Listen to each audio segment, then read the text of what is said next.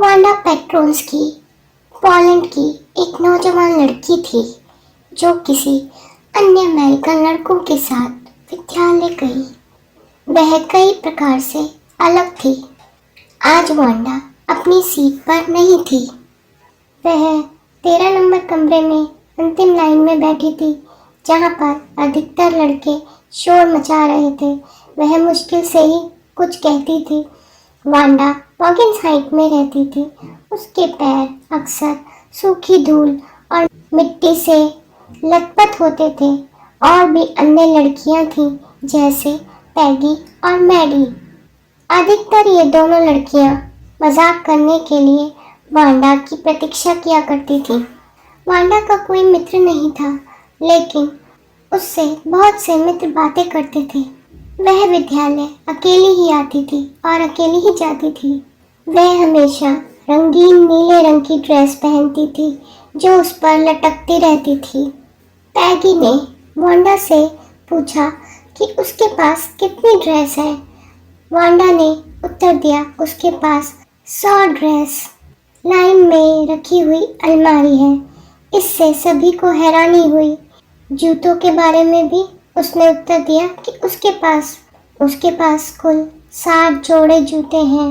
विद्यार्थी हंस पड़े। पैगी तो वांडा की सबसे अच्छी मित्र थी। उसके साथ वह मजाक करती थी, लेकिन हमेशा वह छोटे बच्चों को शक्तिशाली बच्चों से बचाती थी।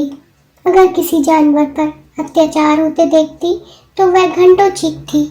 एक विचार उसके मन में उभरा, अगर उससे कोई वांडा के प्रति अन्याय की कहे तो उसे बहुत आश्चर्य होगा। लेकिन वांडा ऐसा क्यों कहती है कि उसके पास 100 ड्रेस है? उसे सच्चाई बतानी चाहिए थी।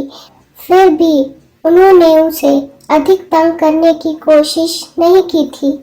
दूसरी ओर मैडी एक गरीब लड़की थी। वह दूसरों के पुराने कपड़े पहनती थी।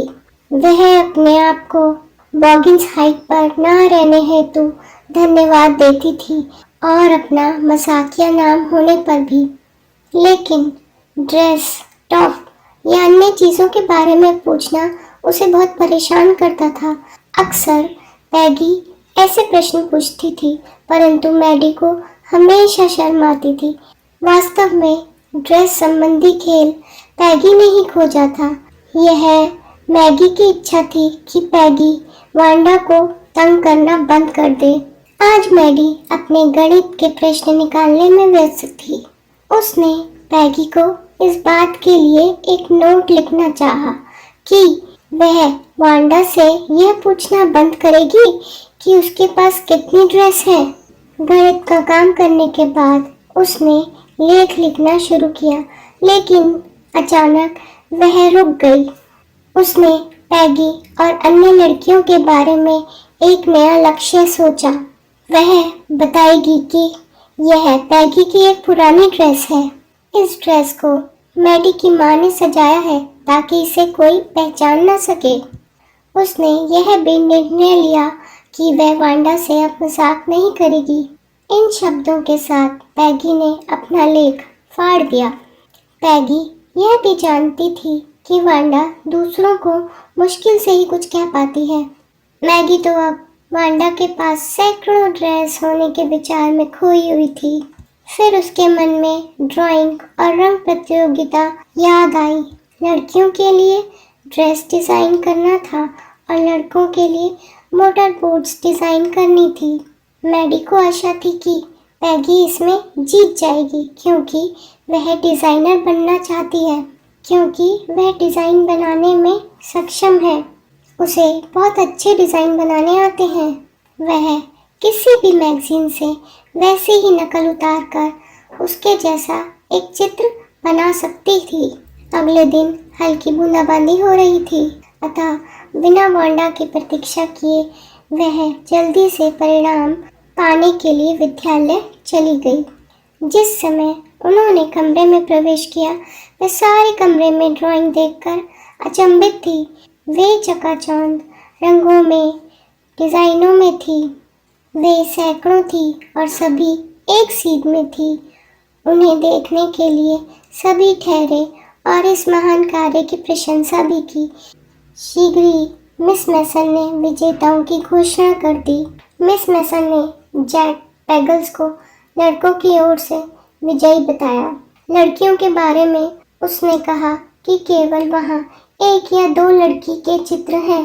13 नंबर कमरे में केवल अकेली एक लड़की थी जिसने सैकड़ों डिजाइन अलग अलग रंगों में बनाए थे।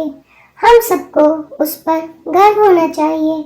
निर्णायकों ने फैसला किया कि प्रत्येक ड्राइंग ही इनाम के योग्य थी। वांडा पेट्रोन्स्की विजेता थी।